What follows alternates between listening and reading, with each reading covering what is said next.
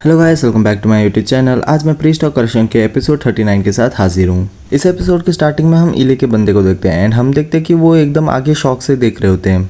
फिर हम देखते हैं कि उनके सामने कोई आ रहा होता है एंड हम देखते हैं वो हमारा मेन कैरेक्टर होता है। फिर वो इले वाले बंदे बोल रहे होते हैं, तुम लोग डरो मत, उसके ऊपर अटैक करो, बस उधर एक ही एनिमी है। फिर हमारा मेन कैरेक्टर डेकिया से बोलता है, डेकिया बाकी सब मैं तुम्हारे ऊपर छोड़ता हूँ। फिर डेकिया भी बोलती है, क्या तुम पक्का कह सकते हो? फिर डेकिया एक फायर बॉल बनाते हुए बोलती है, तुमने मुझे ये करने बोला था। फिर वो हमारे मेन कैरेक्टर के पीछे ब्लास्ट कर देती है और वो इले वाले भी देख के थोड़ा कंफ्यूज हो जाते हैं। उसके बाद हम देखते हैं वो आग उनके पास भी पहुंच रहा होता है। फिर वो लोग चिल्ला के बोल रहे होते हैं, ये तो फ्लेम मैजिक है। फिर हम देखते हैं वो लोग आग से जल रहे होते हैं। फिर हमारा मेन कैरेक्टर उनके ऊपर स्लैश मारता है। फिर हम देखते हैं हमारा मेन कैरेक्टर ऐसे ही लड़ रहा होता है और वहाँ सब लोग बोल रहे होते हैं, ये गर्म है, कोई बचाओ। एंड जैसे कि हम लोग को पता है कि हमारा मेन कैरेक्टर इमॉर्टल है, जब तक उसे कोई डिवाइन अटैक से मारे नहीं ये मर नहीं सकता। उस चीज़ का एडवांटेज लेके हमारा मेन कैरेक्टर सबको मार रहा होता है। उसके बाद हमारा मेन कैरेक्टर उधर स्माइल भी कर रहा होता है, भले वो जल भी रहा हो, क्योंकि भाई वो तो हील कर ही लेगा।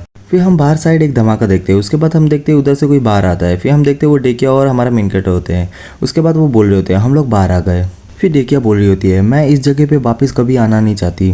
फिर हमारा मेन कैरेक्टर भी शांति से सुन रहा होता है। उसके बाद डेकिया बोलती है, पर क्या तुम ठीक हो? मुझे वो चीज़ करना नहीं चाहिए था। फिर हमारा मेन कैरेक्टर बोलता है, मैं तो वैसे भी हील हो गया हूँ, मेरे बाल भी वापस उग चुके हैं, वो सब छोड़ो, तुम ठीक हो ना? फिर डेकिया भी बोलती है, हाँ मैं ठीक हूँ। फिर हमारे मेन कैरेक्टर और डेकिया को कुछ आवाज़ आता है और वो दोनों पीछे देखते हैं। फिर हम देखते हैं उधर एक हीले वाला बंदा होता है जो अधमरा पड़ा होता है। फिर हम देखते हैं उधर दूर स्वॉर्ड लेके कोई खड़ा होता है और उसने वो हीले वाले बंदे को मारा होता है। फिर हम देखते हैं उसके स्वॉर्ड से भी खून निकल रहा होता है और हमारा मेन कैरेक्टर उसे देख के शॉक हो जाता है और डेकिया भी।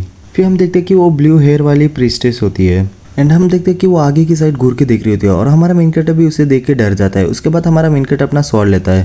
फिर वो डेकिया का नाम चिल्लाता है। उसके बाद बोलता है, कुछ भी हो जाए तुम वहाँ से कुछ करना मत। फिर वो प्रीस्टेस अपने स्वॉर्ड को वापस अपने कवर पे डाल देती है। उसके बाद वो उसके साथ उठाती है। फिर हम देखते हैं हमारा मेन कैरेक्टर उसके पास पहुंच गया होता है। फिर मदर ऑफ कर्शन भी मर्डर बोलती है।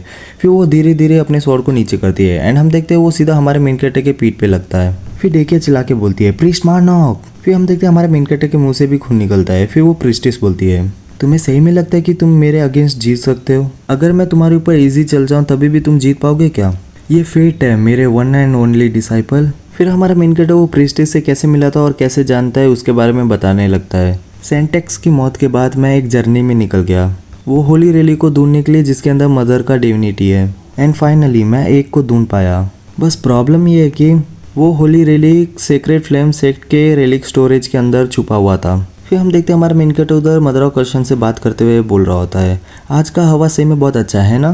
फिर हम देखते हैं मदर ऑफ कर्शन भी कुछ बोल नहीं रही होती है, वो भी शांति से सुन रही होती है। फिर हमारा मेन कैरेक्टर बोलता है, मुझे पता है कि ये बोरिंग है पर प्लीज़ थोड़ा पेशेंस रखो, मैं ट्राई कर रहा हूँ कोई रास्ते के बारे में सोचने के लिए, वो भी होली रेली को ढूंढने के लिए।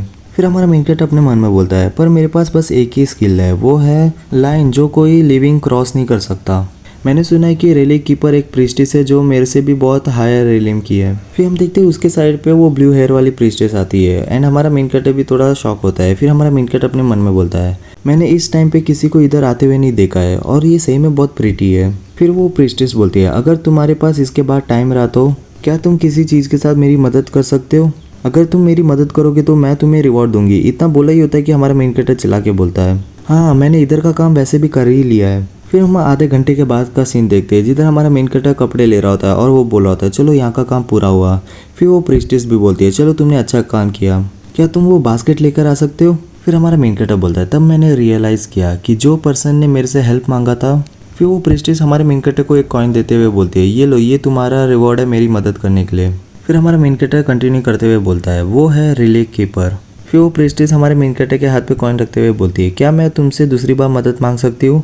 फिर हमारा मेन कैरेक्टर भी बोलता है, ऑफ कोर्स, बस तुम सब कुछ मेरे पर छोड़ दो। फिर हमारा मेन कैरेक्टर आगे बोल रहा होता है, उसके जैसे हमने एक स्ट्रेंज रिलेशनशिप फॉर्म किया, वो भी लॉन्ड्री की वजह से। मास्टर हमेशा कुछ कुछ दिन में लॉन्ड्री लेकर आती थी और हर टाइम मैं उनका लॉन्ड्री कर लेता था, वो भी एक सिल्वर कॉइन के लिए। पर कुछ वीक के बाद मास्टर ने मेरे से लॉन्ड्री करवाना बंद कर दिया। फिर हम देखते हैं वो दोनों उधर बैठे होते हैं और वो प्रीस्टेस बोल रही होती है, मेरे पास पैसे ख़त्म हो गए। फिर हमारा मेन कैरेक्टर बोलता है, मुझे माफ़ करना क्या? फिर वो प्रीस्टेस बोलती है, मेरे से पहले जो यहाँ काम करते थे उनने जो भी मेरे लिए पैसे छोड़ा था मैंने सब यूज़ कर लिया, तो मेरे पास अभी कुछ है नहीं और इसकी वजह से मेरे को काम खुद करना पड़ेगा।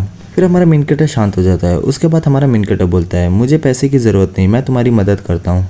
फिर वो प्रीस्टेस हमारे मेन कैरेक्टर से पूछती है, क्यों? फिर हमारा मेन कैरेक्टर बोलता है, मेरे पास इसके बाद कुछ करने के लिए है भी नहीं, अगर मैं घर भी जाऊँगा तो मैं कुछ करूँगा नहीं।